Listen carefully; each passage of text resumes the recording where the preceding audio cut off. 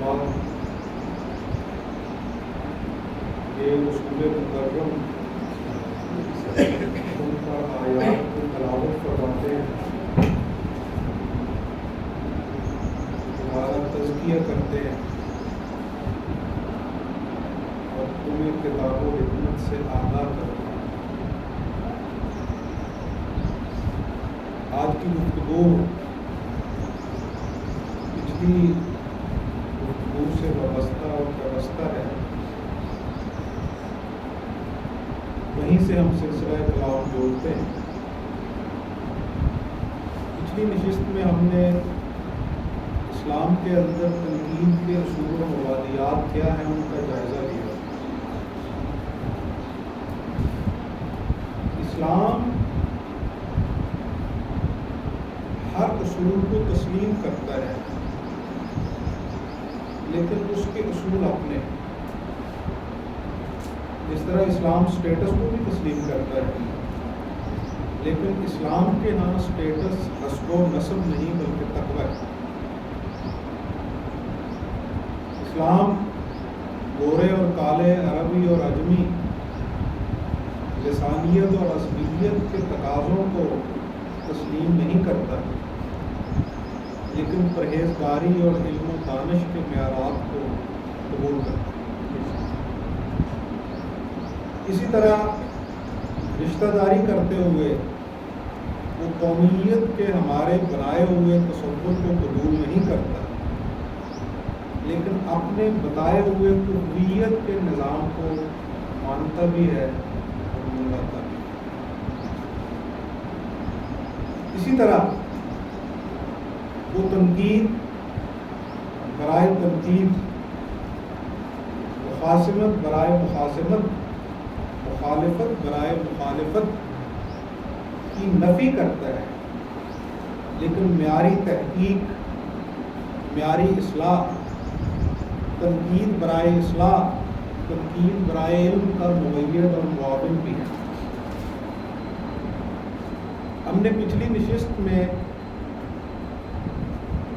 جائزہ لیا تھا کہ تنقید کرنے کے لیے کون سی شرائط ہے۔ اسی طرح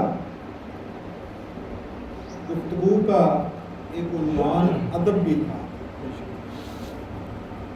شخصیات کے حوالہ سے حسن ظن۔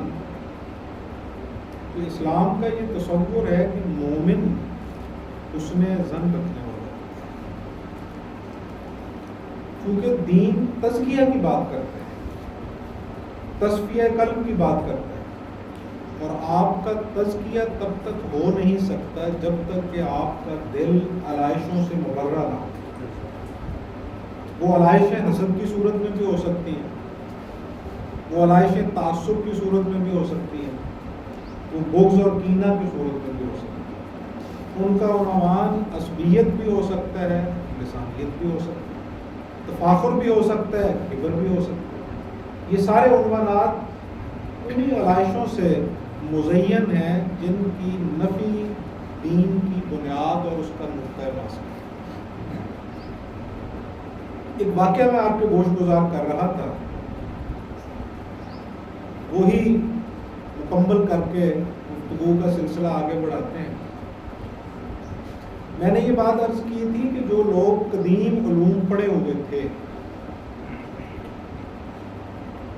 یا ان کا سن اس درجے پہ پہنچ چکا تھا جس کو پختگی کی عمر کہا جاتا ہے، عمر رسیدگی کے مقام پہ وہ فائز اور متمکن تھے، ان لوگوں کے اندر اس درجہ زبان درازی اور فوراً سے فتویٰ صادر کر دینا نہ تھا۔ وہ ایک لحاظ رکھتے تھے، حسن ظن قائم رکھتے تھے، اور پھر جس شخصیت کے گفتگو کے لیے ان سے استفسار کیا جاتا اس شخصیت کا علمی اور سماجی قد بھی ملحوظ رکھتے تھے۔ ہمارے زمانہ کے معروف خطیب اور مقرر جن کے نظریات سے اختلاف ہو سکتا ہے لیکن ان کی خطابت کے اوپر دو رائے نہیں ہے، ڈاکٹر اسرار احمد صاحب، جو کہ اپنی عمر کے آخری حصہ میں صوفیاء کی طرف بھی ملتفت ہوئے تھے اور اہل البیت کے متعلق بھی ان کے نقطۂ نظر میں کافی حد تک تبدیلی آ گئی۔ وہ کہتے ہیں کہ غزنوی خاندان کے ہاں میں دورہ حدیث کر رہا تھا تو علم الکلام زیر بحث آیا، فلسفہ تصوف زیر بحث آیا، تو ضمناً شیخ الاکبر محی الدین ابن عربی علیہ رحمہ کا ذکر ہوا جو کہ معروف صوفیاء میں سے ہیں، اور ان کی ثقافت کی وجہ سے ہی انہیں شیخ الاکبر کے نام سے معلوم کیا جاتا ہے۔ ڈاکٹر صاحب کہتے ہیں کہ میں نے فوراً سے بلا سوچے سمجھے جس طرح کی مبتدی طالب علم کی حالت ہوتی ہے کہ اس کے اندر تلخی بہت زیادہ ہوتی ہے، رومی نے بہت خوبصورت انداز میں یہاں پہ ایک استدلال پیش کیا ہے اور بڑے اس کو مزین کر کے تفنن کے ساتھ وہ کہتے ہیں کہ الفاظ سے اوپر اٹھ، الفاظ ہی ہیں نا، ہمارے مباحث بھی الفاظ ہیں، ہمارے جملے بھی الفاظ ہیں، ہمارے مناظرے بھی الفاظ ہیں، ہمارا سارا بحث و جدال بھی الفاظ کے گردوں کے گرد ہی گھومتا ہے اور اس کے گرد ہی اور اس کے اندر ہی سمٹا ہوا ہے۔ تو رومی کہتے ہیں کہ الفاظ سے اوپر اٹھ، یہ الفاظ تو وہ ہیں، یہ حروف تو وہ ہیں جو سفید کاغذ کو سیاہ کر دیتے ہیں، تیرے دل کا کیا عالم کریں گے جو پہلے ہی سیاہیوں میں گرا ہوا۔ تو صوفی جو ہے وہ الفاظ سے اوپر اٹھا کے آپ کو نتائج کی طرف مرکوز کرتے ہیں، وہ الفاظ کے گورکھ دندوں سے آپ کو اوپر اٹھا کے حقائق کی طرف ملتفت کرتے ہیں۔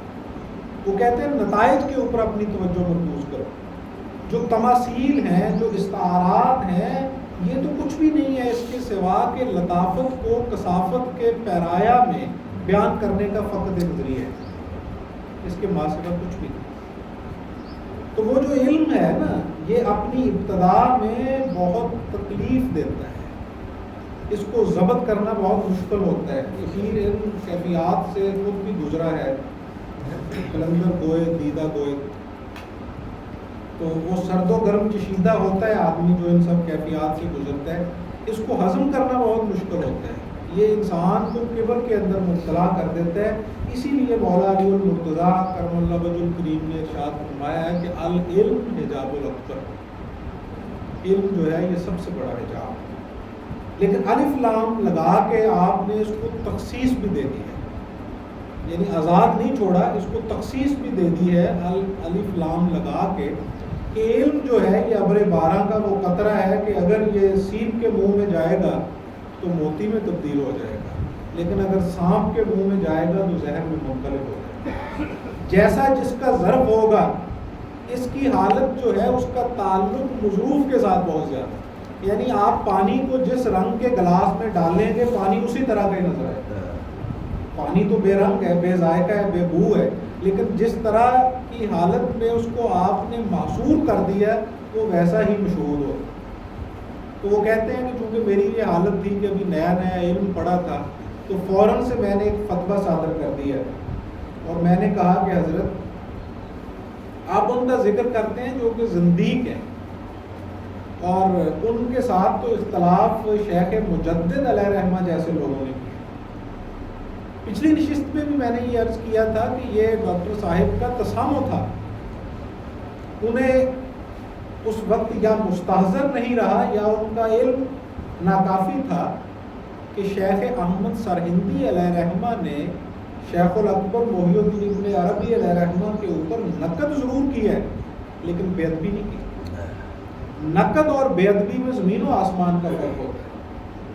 تنقیدات جو ہیں وہ اہل علم میں موجود رہی ہیں اور موجود رہیں گی، اور یہ تنقیدات جو ہوتی ہیں اور تنقیحات جو ہوتی ہیں یہ تو استدلال کو پیدا کرنے کا ذریعہ ہوتی ہیں۔ علم کے اندر جو تحقیقات ہیں ان کا دروازہ بند ہو جائے گا اگر تنقید کا دروازہ بند کر دیا جائے گا، لیکن وہ تنقید معیاری ہونی چاہیے، وہ تنقید اصلاحی ہونی چاہیے اور ان شرائط سے مزین ہونی چاہیے جو پچھلی نشست میں ہم زیر بحث لا چکے ہیں۔ شیخ احمد سرہندی علیہ رحمہ لکھتے ہیں اپنے مکتوبات میں کہ فقیر کو اگرچہ میں مفہوماً عرض کر رہا ہوں ان کی بہت ساری چیزوں سے اختلاف ہے، ان کے بہت سارے ادعا ایسے ہیں جن سے میری نظر مختلف ہے، لیکن اس کے باوجود فقیر ان کو مقبولان بارگاہ الہی میں دیکھتے ہیں کہ وہ اللہ کے مقبول بندے ہیں۔ اور پھر ایک جگہ پہ لکھا ہے شیخ احمد سرہندی علیہ رحمہ نے کہ فتوحات مدنیہ نے ہمیں فتوحات مکیہ سے بے نیاز کر دیا، ازراہ تفنن کہا ہے انہوں نے۔ فتوحات مکیہ شیخ الاکبر محی الدین ابن عربی علیہ رحمہ کی کتاب ہے اور شاہکار کتاب ہے، اور فتوحات مدنیہ سے مراد رسول اللہ صلی اللہ علیہ وسلم کی سیرت طیبہ ہے۔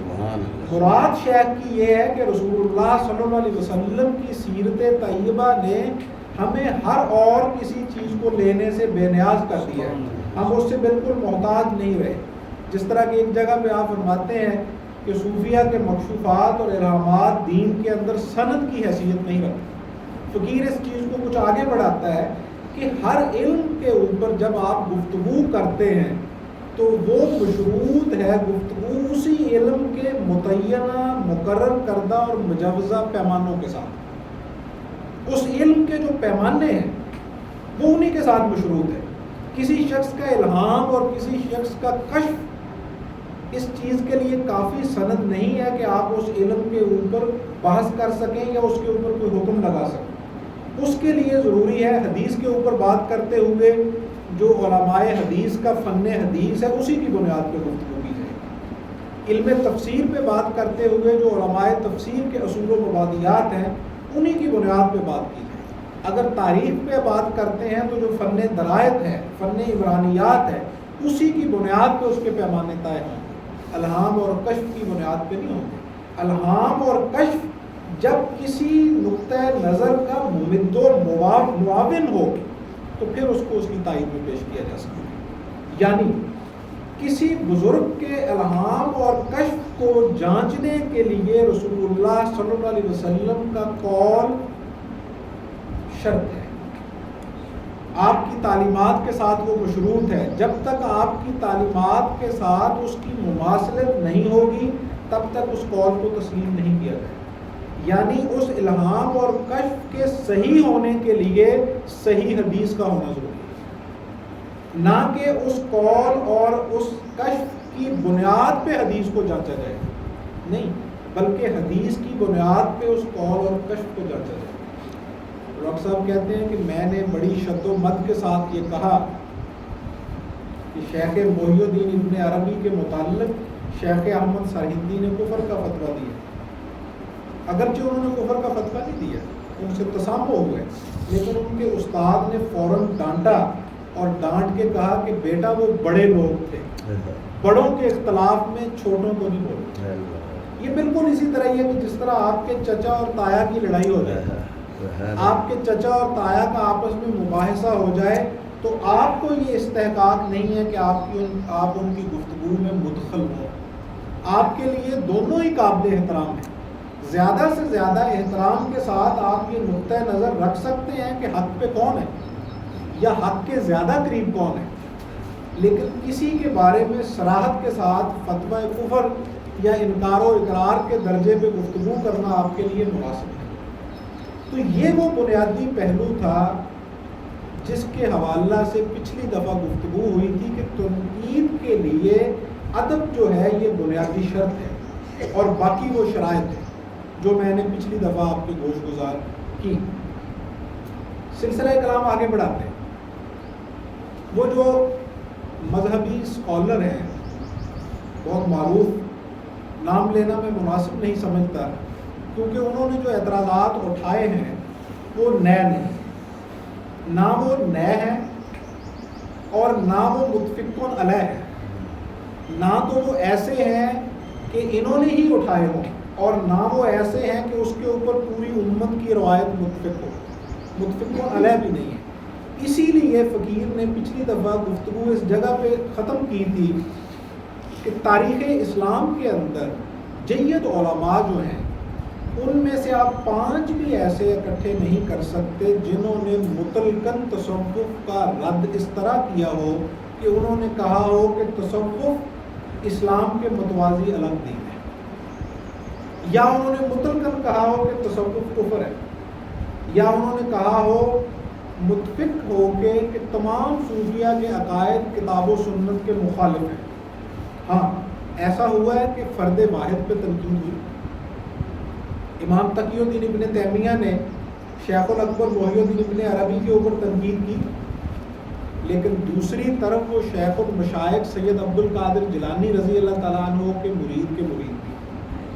وہ ابن قدامہ کے شاگرد ہیں، اور ابن قدامہ جو ہیں وہ شیخ المشائخ سید عبد القادر جیلانی رضی اللہ تعالیٰ عنہ کے خلیفہ ہیں۔ اس بنیاد پہ وہ قادری سلسلے کے ساتھ تعلق رکھتے ہیں، اگرچہ وہ متشدد ہیں، مجھے بھی ان کے بہت سارے نظریات جو اہل البیت کے متعلق ہیں ان سے شدید اختلاف ہے، لیکن اس کے باوجود وہ بہت بڑے عالم بھی ہیں، جید عالم بھی ہیں، اور سلسلہ قادریہ میں ان کو خلافت بھی ہے۔ حتیٰ کہ شرح کلمات شیخ عبد القادر کے نام سے انہوں نے عبد القادر جیلانی علیہ رحمہ کے خطبات کی شرح بھی لکھی۔ فتوح الغیب شیخ عبد القادر جیلانی علیہ رحمہ کے خطبات کا مجموعہ ہے، آپ کے ملفوظات کا مجموعہ ہے، اس مجموعے کی شرح لکھی ہے امام تقی الدین ابن تیمیہ، شرح کلمات شیخ عبد القادر رحمۃ اللہ علیہ کے عنوان سے۔ اور اس کے علاوہ فقر و تصوف کے اوپر ان کے رسائل بھی ہیں۔ پھر ان کے جو شاگرد ہیں علامہ ابن کثیر، جن کی تفسیر ابن کثیر بہت معروف، اور ان کی البدایہ و النہایہ جو تاریخ میں بہت معتبر گردانی جاتی ہے کتاب، وہ بھی بہت معروف، جسے تاریخ ابن کثیر کا عنوان بھی دیا جاتا ہے۔ پھر ان کے دوسرے شاگرد امام ابن قیم ہیں، جن کی زاد المعاد سیرت کے اوپر بہت معروف کتاب ہے۔ اچھا، ان کی تصوف کے اوپر بھی کتابیں ہیں۔ ابن قیم نے منہاج السالکین کی شرح لکھی ہے، وہ تصوف کی کتاب ہے۔ تو یہ وہ لوگ ہیں جو امت میں بہت بڑا نام رکھتے ہیں، اختلاف کے باوجود وہ کچھ مکاتب فکر کے سرخیر علماء ہی نہیں ہیں، بلکہ ان کے امام کا درجہ رکھتے ہیں۔ اہل الحدیث مکتبہ فکر کے نزدیک امام ابن کثیر، امام ابن قیم اور امام ابن تقی الدین ابن تیمیہ یہ تینوں سرخیر ہیں۔ اور امام ابن تیمیہ کا جو فتاویٰ ہے وہ تو سعودی عربیہ کی یونیورسٹیز اور ان کے مدارس میں بھی پڑھایا جاتا ہے، اور ان کے فتاویٰ سے ان کے بڑے بڑے مفتیان کرام اور بڑے بڑے علماء جو ہیں وہ استفادہ کرتے ہیں، اس سے استنباط کرتے ہیں، استدلال کرتے ہیں۔ جس طرح احناف کہتے ہیں کہ امام ابو حنیفہ نے یہ فرمایا، حنابلہ کہتے ہیں کہ امام احمد بن حنبل نے یہ کہا، شوافے کہتے ہیں کہ امام شافعی کی یہ رائے ہے، مالکیہ کہتے ہیں کہ امام مالک نے یہ کہا، جعفریہ کہتے ہیں کہ امام جعفر صادق علیہ السلام نے یہ فرمایا۔ بعین ہی اہل الحدیث استدلال کرتے ہیں کہ امام ابن تیمیہ کی یہ رائے، وہ اس قد کا آدمی ہے، اور وہ ایک شخص جو صوفی ہے اس کے اوپر وہ اعتراض کرتا ہے، اس کے اوپر وہ تنقید کرتے ہیں، لیکن مطلقاً تصوف کا وہ بھی انکار نہیں کرتے، وہ تصوف کو تسلیم کرتے ہیں، وہ صوفیاء کی کتابوں کی شروحات کرتے ہیں، اور صوفیاء کے مدارس کے لیے اپنا حصہ ڈالتے ہیں۔ یہ بات حنابلہ کی کتب کے اندر واضح طور پہ لکھی گئی روایت ہے، جو کہ قریب حد تواتر کا درجہ رکھتی ہے، کہ امام ابن تیمیہ شیخ المشائخ سید عبد القادر جیلانی علیہ رحمہ کے لنگر میں حصہ ڈالا کرتے تھے، خود حصہ ڈالا کرتے تھے اور بھیجا کرتے تھے، اونٹوں کے اوپر لدوا کے بھیجا کرتے تھے۔ اب وہ ایک فقیر اللہ کے لنگر میں بھی حصہ ڈالتے ہیں، اور اس کے مرید جو ہیں ان کے ہاتھ پہ بیعت بھی کرتے ہیں، اور سلسلہ قادریہ کی خلافت بھی لیتے ہیں، ان کی تعریفات بھی کرتے ہیں۔ حتیٰ کہ میں حیران ہوا، یہ سبق ہے نوجوان نسل کے لیے جن کو گمراہ کیا جا رہا ہے امت کی بنیادی اور متفق علیہ روایت سے توڑ کے۔ شیخ المشائخ سید عبد القادر جیلانی رضی اللہ تعالیٰ عنہ کا ایک قول ہے، اور اس قول کے اوپر شروحات لکھی گئی ہیں۔ ہمارے اکابر میں سے بھی علامہ ابو الفرا سید فاضل الدین بٹالوی علیہ رحمہ نے اس قصیدہ غوثیہ کی شرح لکھی ہے، اور اس قصیدہ غوثیہ کی جو شرح لکھی ہے اس کا نام بیان الاسرار ہے۔ اس کے علاوہ متعدد علماء، مشائخ، صوفیہ اور محدثین ہیں جنہوں نے اس کی شروحات لکھی ہیں. شاہ ولی اللہ محدث دہلوی علیہ رحمہ نے اس کی شرح لکھی ہے. شاہ عبدالحق محدث دہلوی علیہ رحمہ نے اس کے اوپر کلام کیا ہے. شیخ عبد القدوس گنگوہی علیہ رحمہ نے اس کے اوپر کلام کیا ہے. شیخ احمد سرہندی علیہ رحمہ نے اس کے اوپر کلام کیا ہے. یہ اکابر ہیں، بڑے بڑے صوفیاء نے اس کے اوپر کلام کیا ہے. خواجہ معین الدین اجمیری علیہ رحمہ نے اس کے اوپر کلام کیا ہے. خواجہ قطب الدین بختیار کاکی علیہ رحمہ نے اس کے اوپر کلام کیا ہے. اور وہ جو بیان الاسرار شرح ہے علامہ ابو الفرح سید فاضل الدین بٹالوی علیہ رحمہ کی، اس کتاب کی جو ثقافت ہے، اس کتاب کا جو طرز استدلال ہے اور اس کتاب کا جو طرز استنباط ہے وہ اس درجے کا ہے. یہ میں صرف تعارف کروا رہا ہوں کہ فنی طور پہ علمی اعتبار سے وہ شرح کس درجے کی ہے. ازروِ منطق، ازروِ گرامر، ازروِ علم الکلام، ازروِ فلسفہ، ازروِ اصول تفسیر، ازروِ اصول حدیث، ازروِ اصول فقہ، ازروِ علم الکلام، وہ کس درجے کی شرح ہے کہ ہمارے زمانہ قریب کے جید عالم اور سکہ صوفی، وہ شخصیت بھی مجمع البحرین کی حیثیت رکھتے ہیں. جید عالم بھی تھے وہ علوم ظاہرہ کے، اور سکہ صوفی بھی ہیں. اور صوفیہ کی جو متفق علیہ روایت ہے نظریہ وحدت الوجود کی، اس نظریے کے بھی وہ مغیر تھے. میری مراد پیر مہر علی شاہ علیہ رحمہ گولڑوی سے. وہ چاہتے تھے اس قصیدہ کی شرح لکھنا، قصیدہ غوثیہ کی. اور جب انہیں یہ معلوم ہوا کہ بٹالہ شریف کے جو شیخ تھے، سلسلہ فاضلیہ کے جو بانی تھے علامہ ابو الفرح سید فاضل الدین بٹالوی علیہ رحمہ، انہوں نے اس کی شرح لکھی ہوئی ہے عربی زبان میں. فقیر کی لائبریری میں وہ موجود ہے، اس کا ترجمہ بھی موجود ہے. عربی زبان میں اس کی شرح لکھی ہوئی ہے. جب انہیں معلوم ہوا مہر علی شاہ گولڑوی علیہ رحمہ کو، تو انہوں نے بٹالہ شریف گرداسپور سے وہ شرح منگوائی اور اس کا مطالعہ کیا. اور اس کی روایت ان کے پڑپوتے نصیر الدین نصیر گولڑوی نے کی ہے. انہوں نے اپنی کتاب کے اندر بھی یہ بات درج کی ہے، اور مفتی فیض صاحب نے بھی یہ روایت لکھی ہے اپنی کتاب کے اندر کہ جب مہر علی شاہ گولڑوی نے بیان الاسرار کا مطالعہ کیا تو انہوں نے کہا کہ یہ جس درجہ ثقافت پہ فائز شرح ہے، اس شرح کے ہوتے ہوئے قصیدہ غوثیہ کی اور شرح کرنے کی ضرورت نہیں، وہ اس درجے کی شرح ہے. اچھا، میں پھر موضوع کی طرف پلٹتا ہوں کہ قصیدہ غوثیہ کے اندر ایک شعر کا ایک مصرع ایسا ہے کہ جس کے اوپر اختلاف پیدا ہوا، علماء ظاہر میں بھی اختلاف پیدا ہوا.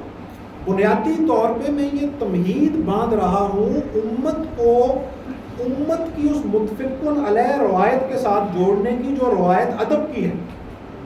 نوجوان نسل کے لیے یہ پیغام ہے کہ آپ اختلاف علمی رکھیں لیکن ادب کے ساتھ، تنقید کریں لیکن اصلاح کے ساتھ. تنقید برائے تنقید نہ ہو، مخاصمت برائے مخاصمت نہ ہو، احوال کے ساتھ. اور یہ بھی دیکھیں کہ جس شخصیت کے متعلق آپ گفتگو کرتے ہیں ان علوم پہ آپ کی دسترس بھی ہے. اب میرا موضوع فزکس نہیں ہے، ایک حد تک کسی کلاس میں فزکس پڑھی ہوگی، میرا تخصص فزکس پہ نہیں ہے، مجھے یہ استحقاق نہیں ہے کہ میں فزکس پہ گفتگو کروں. یہ اصول ہے نوجوان نسل کو سمجھانا ضروری. جو آپ کا موضوع بحث نہیں ہے، فارسی میں کہتے ہیں جائے استاد خالی، استاد کی جگہ ہمیشہ خالی رہتی ہے.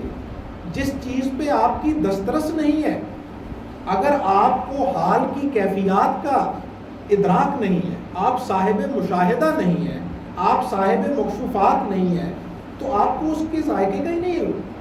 رومی فرماتے ہیں کہ شکر شکر پکارنے سے منہ تو میٹھا نہیں ہوتا.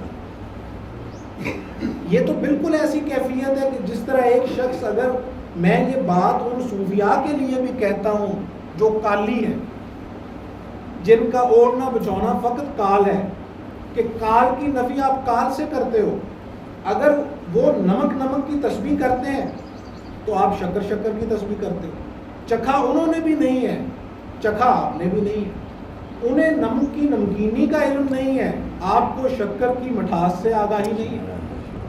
کیفیت جب تک آپ پہ وارد نہ ہو تب تک آپ کو مکمل آگاہی نہیں ہو سکتی. صوفیاء اور علماء ظواہر کا بنیادی فرق ہی یہ ہے کہ وہ کتابوں کو دیکھ کے بات کرتے ہیں، صوفیاء مزاجوں کو دیکھ کے. سبحان اللہ. ان کا تعلق الفاظ کے ساتھ ہے اور صوفیاء کا تعلق مشاہدات کے ساتھ. تصوف اور فقہ کے فرق کو اس سے بہتر انداز میں بیان نہیں کیا جا سکتا جو ابو علی سینا نے کیا تھا جب وہ شیخ شہاب الدین سہروردی کی خدمت میں حاضر ہوئے. 3 دن مراقب رہے. تیسرے دن جب ابو علی سینا جانے لگے تو وہ چونکہ نابغہ اثر تھے، نابغہ روزگار تھے، انٹلیکچوئل تھے، بڑا ذہن تھے، طب کے وہ سرخیل تھے اور دوسری طرف تصوف کا بادشاہ تھا. تلامذہ جب انہوں نے خانقاہ کے دروازے پہ رخصت کرنے گئے تو انہوں نے پوچھا کہ حضرت آپ نے ہمارے شیخ کو ملاحظہ کیا، ان کا مشاہدہ کیا، کیسا پایا؟ تو وہاں جو ابو علی سینا نے جملہ کہا تھا وہ تصوف اور علم ظاہر کے فرق کرنے کے لیے سب سے بنیادی عنصر رکھا. کافی و شافی ہے. انہوں نے کہا کہ میں نے آپ کے شیخ کو اس طرح پایا کہ جو کچھ میں جانتا ہوں تمہارا شیخ وہ دیکھتا ہے. یہ جاننے اور دیکھنے کا فرق ہی ہے جو تصوف اور فقہ کا فرق ہے. یہی بات تو کہی تھی، اسی لیے تو امت کو میں کہتا ہوں کہ اپنی ابتدا کی طرف لوٹیں. یہی تو بات کہی تھی امام احمد بن حنبل نے. بشر حافی کے پیچھے وہ ننگے پاؤں گھوما کرتے. اب یہ بھی مجموع البحرین ہے. آپ کو معلوم ہونا چاہیے کہ امام احمد بن حنبل امام بخاری کے دادا استاد ہیں. اس کا معنی یہ ہوا کہ صحاح ستہ کے مؤلفین کے وہ دادا استاد ہیں اور دوسری طرف وہ فقہا کے شاگرد ہیں، یعنی محدثین اور فقہا کے درمیان وہ ایک پل کی حیثیت رکھتے ہیں. یہ امام احمد بن حنبل ہیں. ایک طرف وہ محدث ہیں اور ہم تو کہتے ہیں کہ وہ محدث بھی ہیں اور محدث بھی ہیں. محدث اسے کہتے ہیں جو علم حدیث کا ماہر ہو اور محدث اسے کہتے ہیں جو صاحب الہام ہو، جس کے ساتھ حق تعالیٰ کی گفتگو ہو اسے محدث کہتے ہیں زبر کے ساتھ، کہ فاعل اور مفعول کا فرق ہے. اور دوسری طرف وہ فقیہ العصر بھی ہیں اور مسند احمد بن حنبل جیسی کتاب کے وہ مؤلف بھی ہیں. اور تیسری طرف انہیں یہ بھی مقام حاصل ہے اور یہ مقام بھی بارگاہ رسالت مآب صلی اللہ علیہ وسلم سے عطا ہوئے. ہر مقام وہیں سے عطا ہو کیونکہ ہر عطا کا منبع اور ماخذ آپ کی ہی ذات ہے. امام بخاری نے فرمایا ہے نا کہ سرکار دو عالم نے ارشاد فرمایا انما انا قاسم واللہ یؤتی، وہ عطا کرنے والے اور میں تقسیم کرتا ہوں. اس کائنات کو جو کچھ بھی تقسیم ہوا ہے وہ آپ کے تصدق کی ہوا ہے. اگر نور محمدی کا فیض کائنات میں سے نکال لیا جائے تو یہ فوراً معدوم ہو جائے. اس کا موجود ہونا ہی آپ کے تو فیض سے، آپ کی ذات کے تو فیض سے. یہ تو بحث کرتے ہیں نا کہ آپ تشریف لے گئے، آپ تشریف لے کے کہاں جائیں گے؟ آپ تو تشریف لائے بھی نہیں. یہ کائنات آپ کی آغوش میں مرصع شہود پہ آئی. یہ کائنات لولا کا لما خلقت الافلاک. اے محبوب صلی اللہ علیہ وسلم اگر آپ تشریف نہ لاتے تو یہ کائنات ہی مرصع شہود پہ آئی.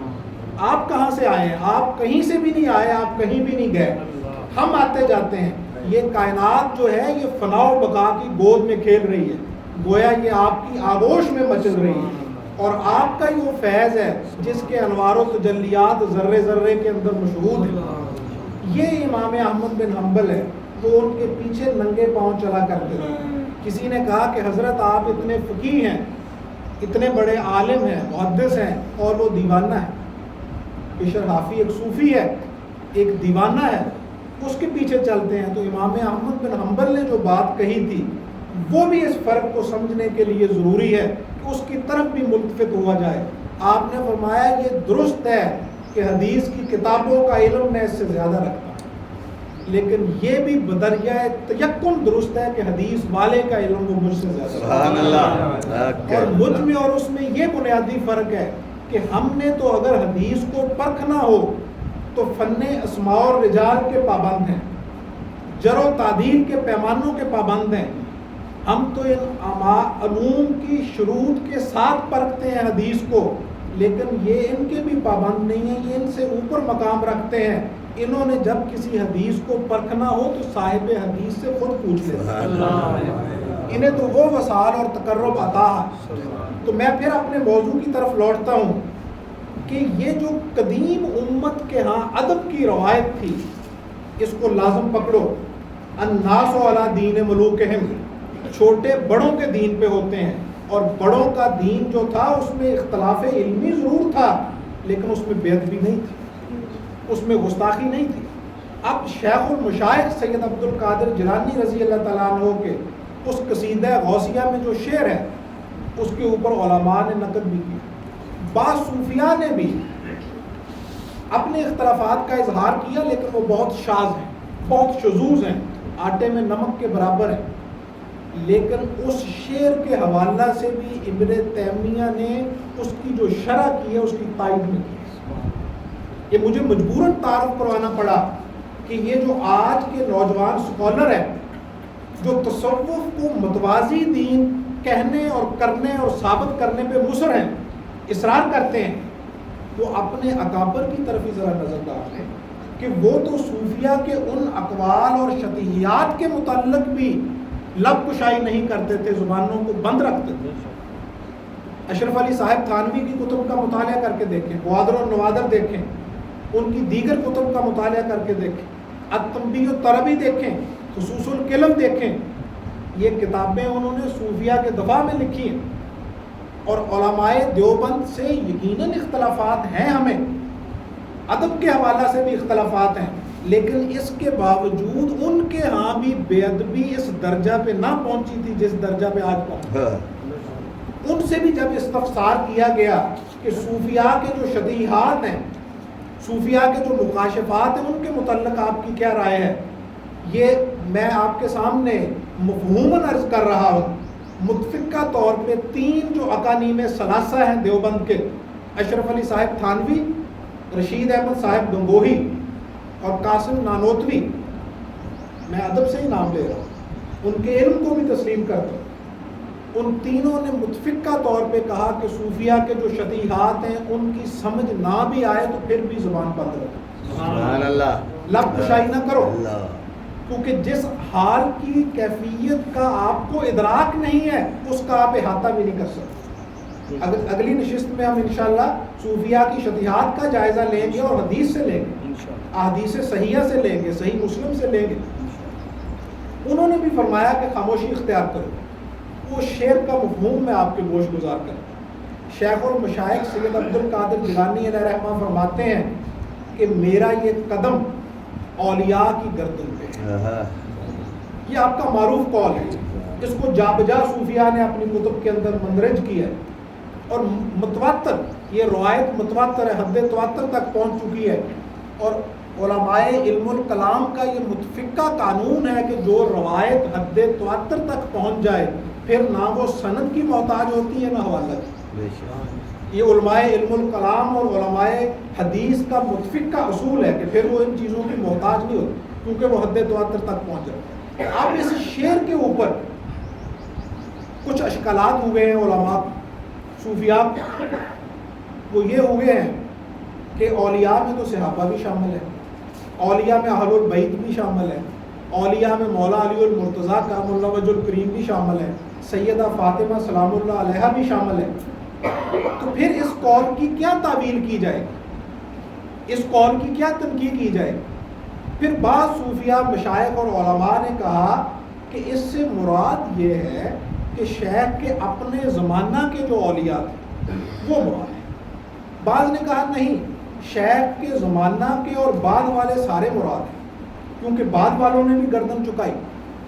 اب میں آپ کو جو پر لطف بات کہنے لگا ہوں کہ ابن تیمیہ نے جس شخصیت کو یہ اپنا سرخیل کہتے ہیں, جس شخصیت سے یہ استدلال کرتے ہیں, جس شخصیت سے یہ استنباط کرتے ہیں, ان کے فتاویٰ کو اپنے فتاویٰ جات میں ضم کر کے بیان کرتے ہیں, اس شخصیت نے اس شعر کی جو شرح کی ہے میں سمجھتا ہوں کہ وہ شرح بھی الہامی ہے, وہ شرح بھی سوائے اس فیض کے جو انہی شیخ کی وجہ سے ان تک پہنچا ہے.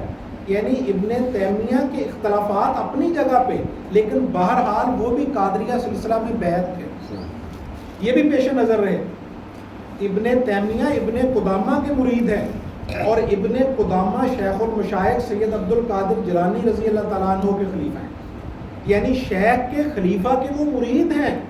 اگرچہ شیخ کا پورا عکس نہ صحیح، اگرچہ صوفی کے پورے تحمل اور ظرف کا فیض نہ صحیح، کیونکہ صوفی تو بھائی اسے کہتے ہیں جس کا ظرف زمین کی مانند ہو، صوفی تو اسے کہتے ہیں جس کی وسعت درختوں کی طرح ہو، درختوں کے نیچے نیک بھی بیٹھتا ہے اور بد بھی بیٹھتا ہے، زمین کے اوپر گناہگار بھی چلتا ہے اور پرہیزگار بھی چلتا ہے۔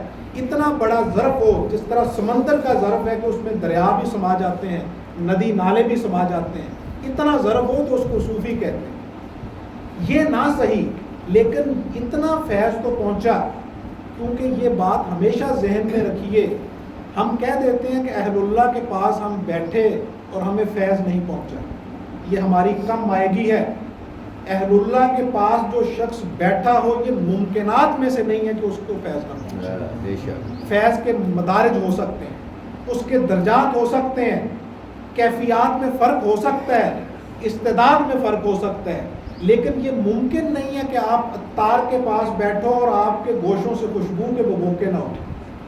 آپ کے کپڑوں سے خوشبو ضرور آئے گی جو یہ ثابت کرے گی کہ یہ عطار عطر فروش کے پاس بیٹھا ہے۔ اور اگر آپ لوہار کی بھٹی کے پاس بیٹھیں گے، لوہار نہ بھی بنے، تو یہ ممکن نہیں ہے کہ آپ کے کپڑے کے کسی گوشے پہ چنگاری کے نشانات موجود ہوں۔ وہ نشان ضرور ہوں گے اور خوشبو کا اثر بھی ضرور ہوگا۔ وہ بہت خوبصورت مکالمہ ہے، خاکسار نے اپنی کتاب بزم عارفہ میں بھی وہ لکھا ہے، سید الطائفہ جنید بغدادی علیہ رحمہ کے باب میں۔ ایک بزرگ بیٹھے ہوئے تھے، کسی شخص نے کہا آپ بے ادب ہیں، تو انہوں نے فرمایا میں ایک دن سید الطائفہ جنید بغدادی علیہ رحمہ کی صحبت میں رہا ہوں، اور جنید جیسی شخصیت کی صحبت میں بیٹھنے والا آدمی گناہ گار تو ہو سکتا ہے، بے ادب نہیں ہو سکتا۔ اہل اللہ کے پاس بیٹھنے والا شخص بے ادب نہیں ہو سکتا، تو یہ فیض ضرور پہنچتا ہے۔ ابن تیمیہ نے اس شعر کی یہ شرح کی ہے کہ یہ قدم کا لفظ بطور استعارہ ہے، جس طرح قرآن کریم میں اللہ نے فرمایا ہے کہ روز محشر اللہ اپنی پنڈلی ننگی کرے گا۔ اب پنڈلی سے مراد یہاں جسم کی پنڈلی نہیں ہے، اہل مجسمہ کا نظریہ نہیں ہے، وہ ذات ان تشبیہات سے مبرہ ہے، وہ ان تمثیلات سے بھی مبرہ ہے۔ اگرچہ ہر تشبیہ اسی کا ظہور ہے، لیکن پھر بھی وہ ہر تشبیہ سے مبرہ ہے۔ اگرچہ ہر صورت اسی کا پرتو ہے، لیکن وہ پھر بھی بے صورت ہے۔ یہی تو وہ عرفانیات ہے جو ہر شخص نہیں سمجھ سکتا۔ اس کے لیے صاحبان عرفان کے جوتے سیدھے کرنا پڑتے ہیں، پھر جا کے یہ بات سمجھ آتی ہے۔ تو انہوں نے کہا کہ یہاں قدم سے مراد استعارہ ہے۔ شیخ المشائخ سید عبد القادر جیلانی یہ فرماتے ہیں کہ ہر ولی میرے طریقے پہ ہے، اور میرا طریقہ طریقہ محمدی ہے، اور جو طریقہ محمدی ہے وہ من حیث الکل پوری ولایت پہ غالب ہے۔ اس لیے اس شعر میں اب کوئی اشکال نہ رہا، چاہے وہ گزرے ہوئے اولیاء ہوں، چاہے ان کے زمانہ کے اولیاء ہوں یا آنے والے اولیاء ہوں، وہ سب کے سب طریقہ محمدی پہ ہیں، رسول اللہ صلی اللہ علیہ وسلم کے طریقہ پہ ہیں، اور آپ کے قدم سے مراد یہی ہے کہ میں طریقہ محمدی پہ ہوں، اور میرا طریقہ محمدی تمام صوفیاء کے اوپر غالب ہے۔ اللہ توفیقات میں اضافہ فرمائے۔ انشاءاللہ یہ سلسلہ گفتگو جو پچھلی نشست سے چلا ہے یہ جاری رہے گا۔ اگلی نشست میں اللہ نے چاہا، اللہ کی توفیق سے ہم جائزہ لیں گے کہ صوفیہ کے اوپر جو اعتراض کیا ہے اس سکالر صاحب نے کہ ان کا عقیدہ توحید درست نہیں ہے، عقیدہ رسالت درست نہیں ہے، ہم اس کا جائزہ لیں گے کہ عقیدہ توحید درست ہی صرف صوفیہ سے